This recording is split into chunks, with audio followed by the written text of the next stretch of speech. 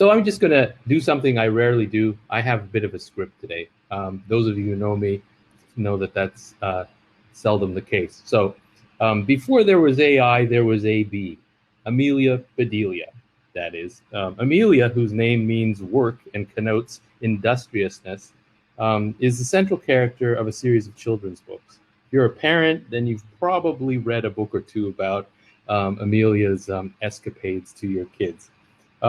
The stories involve her as a servant who repeatedly misunderstands different commands of her employer and always takes figures of speech literally. This causes her to perform incorrect functions with comical effects. When instructed to put out the lights, for example, she unscrews all the bulbs in the house and puts them outside. The humor is appreciated by young children who, even at an early age, understand that such instructions are not to be executed literally. And for those who don't, the lesson's quickly learned. As a parable, and here's the moral of the story. As a parable, Amelia Bedelia theme delivers a lesson also relevant to artificial intelligence. Namely, as we codify data, algorithms, procedures, statistical processes, neural mimicry algorithm, and set the stage for the creation of a super intelligent being, the resultant rapid creation by such superintelligence might accidentally destroy humankind, according to Nick Bostrom, as he describes in his book, Superintelligence Paths, Dangers, and Strategies. Even Elon Musk and Bill Gates are fearful fans of this book, which essentially reframes and updates the parable of Amelia Bedelia. To the effect that artificial superintelligence, when it's commanded by its employer to calculate pi, for example, might collaterally cause the Internet of Nanotechnology manufactured facilities to sprout over the entire Earth's surface and cover it within days. This doomsday,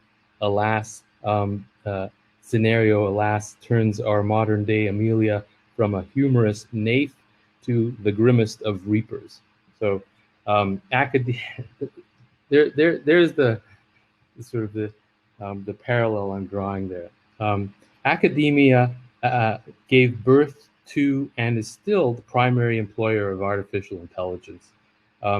As computational power has increased, the intelligence of our automated minions has developed to the point of offering utilities that have enabled a variety of new businesses and business models to be created, including autonomously operating cars, content delivery networks, robotics, machine learning, natural language processing, and so on. This automation of processes marching toward being on par with human components of intelligence has been a boon for business creation and economic expansion.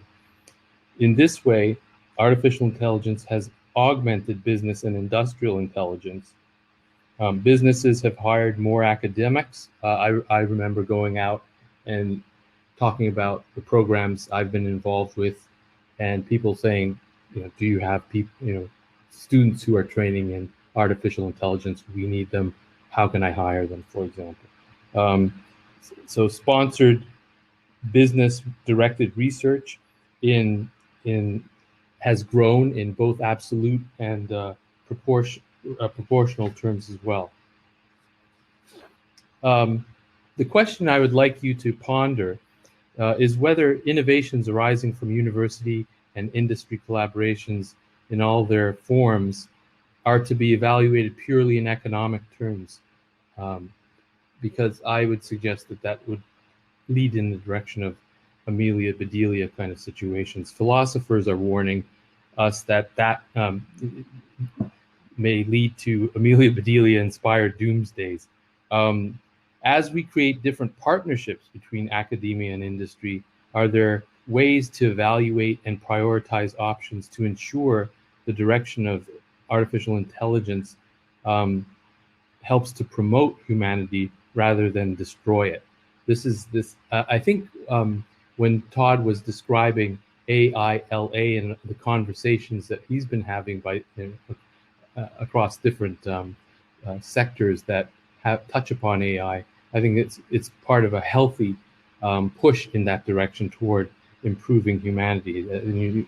I think we need to do more of that. So ethically informed decision making is key, and has rightly attracted stakeholders across sectors. Attention in the form of public fora, robust debate, and informed governmental policymaking should be expected. The bridges we build between industry and academia should be many and well-traveled in both directions, I would say.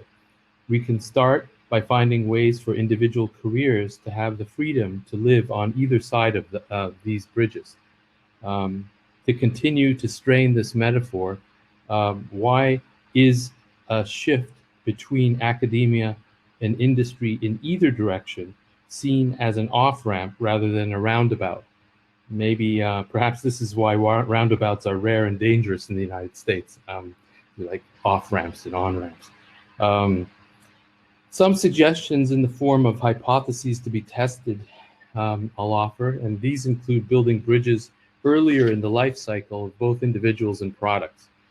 So industry-guided and sponsored projects for undergraduate students could be used to create lasting impressions of opportunities at big companies like Danaher, Novartis, and Amgen, which happen to be currently sponsoring 3 capstone biomedical engineering teams through UC Irvine's BioEngine program.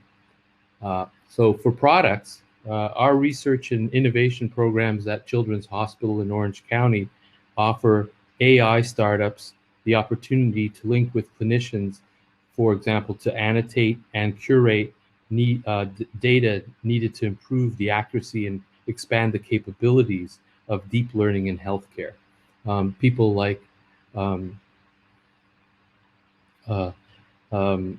Dr. Chang, and who runs the medical intelligence units at CHOC, and now my colleague, Dr. Terry Sanger, who's Chief Scientific Officer, who is in charge of research at CHOC. We are offering this in-house sort of opportunity for startup companies to develop their products. You'll hear about this also from this afternoon. How it adds, how these efforts can add meat to the bone of precision medicine by Dr. Peter Chang. He's speaking later today as well, and speaking this afternoon. In the other direction, companies developing genomics and other omics tools could benefit from new academic programs that will outline and meet the need to focus talent and develop expertise in new disciplines needed to visualize, interpret, and offer decision support for clinicians and family members around big data applied to specific clinical issues and individual patient journeys. Looking at the topics covered today, you'll find an excellent selection representing the breadth and depth of the opportunities and synergies at the interface between academia and industry.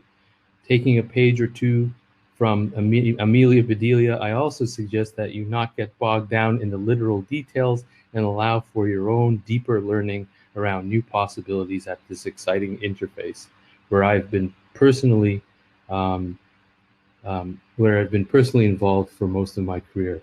If you have any questions, please reach out. I'm always available through UCI. My name, while it's very difficult to pronounce, once you have the spelling, you will be able to find me instantly on LinkedIn. That's all I have for today, and have an excellent rest of the day. And again, thank you for taking the time early in the morning to hear a few of my words.